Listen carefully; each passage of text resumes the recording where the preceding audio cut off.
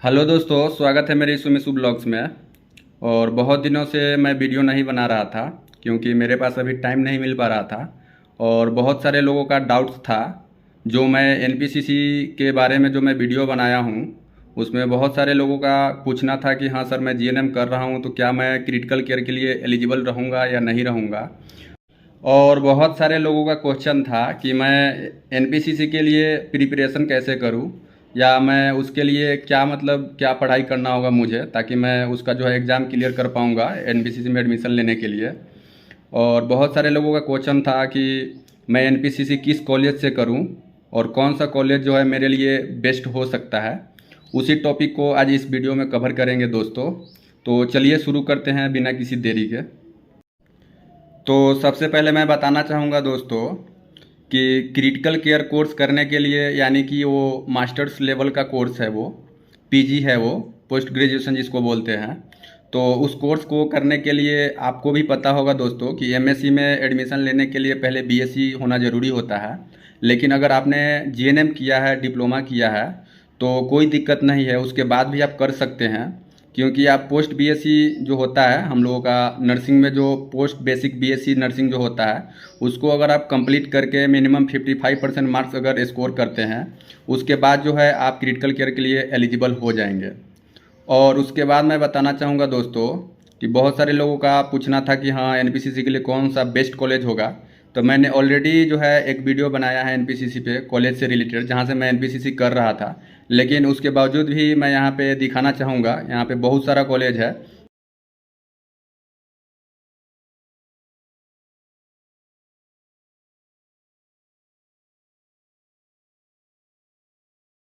देख सकते हैं इस पीडीएफ में आपको बहुत सारे एनपीसीसी का जो कॉलेज है वो आपको देखने के लिए मिल जाएगा। और इसमें आपको खुद से डिसाइड करना होगा, या तो आप विजिट कर सकते हैं या तो गूगल करके देख सकते हैं कि one of the best college मेरे लिए कौन सा होगा। तो मैं यहाँ पे सजेस्ट करना चाहूँगा कि अभी फ़िलहाल मैं हैदराबाद में हूँ। और हैदराबाद में मैं जिस हॉस्पिटल में अभी जॉब कर रहा हूँ उसका नाम है यशोदा हॉस्पिटल्स।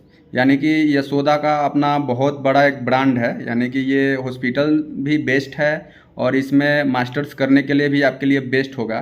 क्योंकि यहाँ पे आपके नॉलेज को जो है एक्सपांड किया जाता है, मतलब आपके नॉलेज को इतना अच्छे से ये कर देंगे कि आप उसके बाद अगर कहीं भी जाएंगे तो लगेगा कि हाँ हमने कुछ यहाँ से सीखा है। क्योंकि मैंने कर्नाटका से भी एमएससी कर रहा था तो मुझे ऐसा फील नहीं हुआ था, लेकिन यहाँ पे मुझे फील हो रहा है क्योंकि मैं यहाँ से अभी जॉब कर रहा हूँ। तो जॉब करने से पहले भी जो आपने सुना होगा कि फ़ॉरेन में ओईटी करके जाते हैं या एनक्लेक्स करके जाते हैं या आईलेट्स करके जाते हैं, तो वहाँ पे जो है ऑस्कीज का एग्ज़ाम होता है, ऑस्की का। तो वहाँ पे आपको परफॉर्म करना पड़ता है। तो वो चीज़ जो है बेसिक नॉलेज यहाँ पे हमको जॉब करने से पहले जो है इंडक्शन क्लास के रूप में, यानी ट्रेनिंग के रूप में मुझे सिखाया जा रहा है। उसके बाद अगर हम परफॉर्म करते हैं तो मुझे जॉब मिलेगा। तो इतना ही से आप सोच सकते हैं कि जब एक सिंपल जॉब करने के लिए इतना सारा प्रोसेस से गुजरना पड़ रहा है, तो बेस्ट हो सकता है आपको यहाँ से अगर एमएससी करते हैं तो। मैं जो पीडीएफ दिखाया हूँ दोस्तों, प्लीज़ आप उस पीडीएफ को अच्छे से देख ले। और उसमें यशोदा कॉलेज ऑफ नर्सिंग जो है मुझे बेस्ट लग रहा है, क्योंकि मुझे इससे पहले भी मालूम नहीं था कि हाँ यशोदा में एनपीसीसी का कोर्स जो है वो है। और बहुत अच्छी बात है कि मैंने जब ये देखा तो मुझे और अच्छा लगा कि हाँ ये बेस्ट है। तो मैं सोचा कि आप लोगों का क्वेश्चन था तो मैं आप लोगों को ये शेयर कर दूँ। तो यशोदा कॉलेज ऑफ नर्सिंग में 20 सीट्स है टोटल, और बहुत सारे कॉलेज में आपको 10 सीट देखने के लिए मिलेगा। तो यहाँ पे आप एक बार विजिट कर सकते हैं और बात कर सकते हैं। और इसमें जो प्रोसीजर है आप उसको फॉलो अप करके एडमिशन ले सकते हैं। तो इसमें कोई बड़ा बात नहीं है एडमिशन लेने के लिए। और मैं उससे पहले एक और चीज़ बताना चाहूँगा दोस्तों कि एडमिशन लेने से पहले मैं ये नहीं बोल रहा हूँ कि आप इसी कॉलेज में एडमिशन ले लो। एडमिशन लेने से पहले आप इतना ज़रूर देख लेना कि जहाँ का भी हॉस्पिटल का जो भी है प्रॉपर वे जो होता है सीखने के लिए, वो वहाँ पे इम्प्लीमेंट होना चाहिए। क्योंकि हॉस्पिटल्स जो है बहुत सारे हॉस्पिटल्स बना लेते हैं, लेकिन एक प्रॉपर मेडिकेशन भी किसी नर्स को करने नहीं आता है। तो प्रॉपर मेडिकेशन और प्रॉपर ट्रीटमेंट जो है, जो कंसल्टेंट जो डॉक्टर जो होते हैं, उनको प्रॉपर वे में किसी भी काम को करने का तरीका मालूम नहीं होता है। भले ही उसका रेटिंग मिल जाता है और हॉस्पिटल जो है रन कर जाता है, लेकिन इसका मतलब ये नहीं है कि हाँ वो मतलब एकदम से प्रॉपर वे में वो सीख चुका है। तो इसलिए मैं सजेस्ट करना चाहूँगा, क्योंकि अगर आप एनपीसीसी करते हैं या करने का ख्याल आया होगा तो आप एक चीज़ ज़रूर सोचे होंगे कि हाँ मेरे पास नॉलेज होगा, मैं अगर अपने नॉलेज को इम्प्लीमेंट करूँगा तो मैं अपना क्लिनिक खोल सकूँगा, क्योंकि इसमें आप मेडिसिन जो है प्रिस्क्राइब कर सकते हैं, यानी कि प्रैक्टिशनर के रूप में आप काम कर सकते हैं। तो ऑब्वियसली सी बात है कि आप अपने नॉलेज को जितना ज़्यादा बूस्ट करेंगे उतना ज़्यादा आप अपने एरिया में या अपने सोसाइटी में आप इम्प्लीमेंट कर सकते हैं। विदाउट नॉलेज आप इम्प्लीमेंट नहीं कर सकते हैं, क्योंकि किसी के साथ अगर कोई इंसिडेंस या कुछ ऐसा दुर्घटना हो जाता है तो फिर वो लोग आपको आपके ऊपर ब्लेम करेंगे। तो इसलिए मैं सजेस्ट करना चाहूँगा कि जो भी हॉस्पिटल्स हो आप वहाँ का देख लीजिए कि वहाँ का क्या है। NABH एटलीस्ट तो होना ही चाहिए। आप जिधर भी ले लो एडमिशन, वहाँ का हॉस्पिटल जो है NABH और NABL होना चाहिए। और जहाँ पे मैं अभी काम कर रहा हूँ वो दोनों ही है, NABH भी है और NABL भी है। तो आप सर्च भी कर सकते हैं यशोदा के बारे में, और यहाँ आके विजिट भी कर सकते हैं कि कैसा हॉस्पिटल्स है, कैसा कॉलेज है। मुझे अच्छा लगा इसलिए मैं आपको शेयर कर रहा हूँ, बाकी आप अपने हिसाब से देख सकते हैं दोस्तों। बहुत सारे लोगों का ये भी क्वेश्चन था कि हाँ सर मैं किसी भी कॉलेज में एडमिशन कैसे लूँगा और उसके लिए प्रिपरेशन कैसे करूँगा। तो इसमें कोई बड़ी बात नहीं है दोस्तों, ये CBT टेस्ट होता है, CBT नहीं बोलेंगे उसको, CET बोलेंगे। कॉमन एलिजिबिलिटी टेस्ट जो है उसमें होता है, यानी कि आपका जो भी है बेसिक नॉलेज मतलब जो है रिटेन में होता है, जो कि MCQ बेस्ड होता है, MCQ। और BSc नर्सिंग या GNM, और GNM के बाद जो पोस्ट बेसिक BSc होता है उसी लेवल का उसमें क्वेश्चन रहेगा दोस्तों। कोई एक्स्ट्रा आपसे उसमें ऐसा कुछ नहीं है कि हाँ पूछेगा।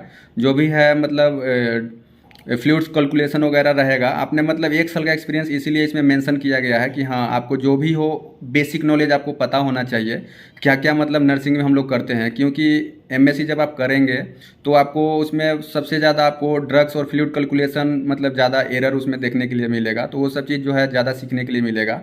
और कम्युनिकेशन स्किल जो है आपका इम्प्रूवमेंट करवाते हैं वो लोग, यानी कि कम्युनिकेशन स्किल्स के साथ साथ दोस्तों उसमें लीडरशिप स्किल्स भी होता है। क्वालिटीज ऑफ नर्स जो रहता है, मतलब जो भी है जैसे क्वालिटी ऑफ नर्स का काम रहता है जो प्रॉब्लम है उसको सॉर्ट आउट करना, ठीक वैसे ही आपका NPCC जो है इसमें आपको बहुत सारा मतलब ड्रग्स का बुक रहेगा, आपको टू मच मात्रा में ड्रग्स पढ़ने के लिए मिलेगा। और बहुत सारा स्टैटिक्स वगैरह जो भी है और एथिकल गाइडलाइंस जो रहता है उसमें पढ़ने के लिए मिलेगा।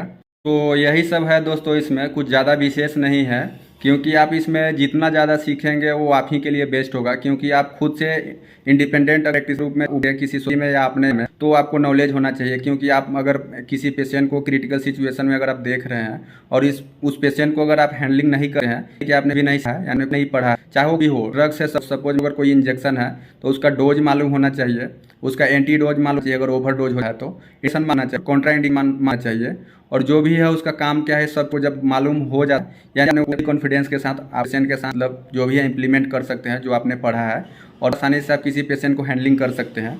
तो इसमें डरने की बात नहीं है दोस्तों। तो यही छोटा छोटा है, और अगर आपको बोलते हैं डाउट हो तो इसे सकते हैं, बेशक आप कुछ कमेंट करें कमेंट सेक्शन। और मैं और बताऊंगा दोस्तों का कि हाँ सर मैं इस कोर्स होने के बाद क्या क्लिनिक सकता हूँ, एकदम भाई आप खोल सकते हैं, रहिए। क्योंकि आप अगर आपके पास नॉलेज रहेगा, आप जब ऑल चीज़ सीख लेते हैं उसके बाद आपको प्रैक्टिशनर, नर्स प्रैक्टिशनर का मतलब क्या हुआ दोस्तों, प्रैक्टिशनर जैसे जो अपना प्राइवेट सेक्टर में प्रैक्टिशनर लोग होते हैं वैसे भी आप भी प्रैक्टिशनर रहेंगे। यानी कि आप अपना प्रैक्टिस कीजिए, आप अपना अर्न कीजिए, खुद से कीजिए, क्लिनिक खोल के कीजिए, या आप अपने गाँव में शहर में या कहीं भी आप प्रैक्टिस करके कमा सकते हैं डे टू डे। तो यही चीज़ है दोस्तों। तो यहीं तक मेरा ये वीडियो था। उसके बाद भी अगर आपको कोई डाउट्स हो तो आप मेरे कमेंट सेक्शन में बता सकते हैं या मुझे कॉल भी कर सकते हैं। तो फिर मिलते हैं दोस्तों नेक्स्ट वीडियो में, तब तक के लिए बाय बाय, लव यू। और प्लीज़ इस वीडियो को शेयर करें और लाइक भी करें। और अगर आप मेरे चैनल पे हैं तो कृपया मेरे चैनल को सब्सक्राइब भी करें, ताकि आपको इससे रिलेटेड जो है आने वाला हर नया वीडियो आप लोगों तक पहुंचते रहे।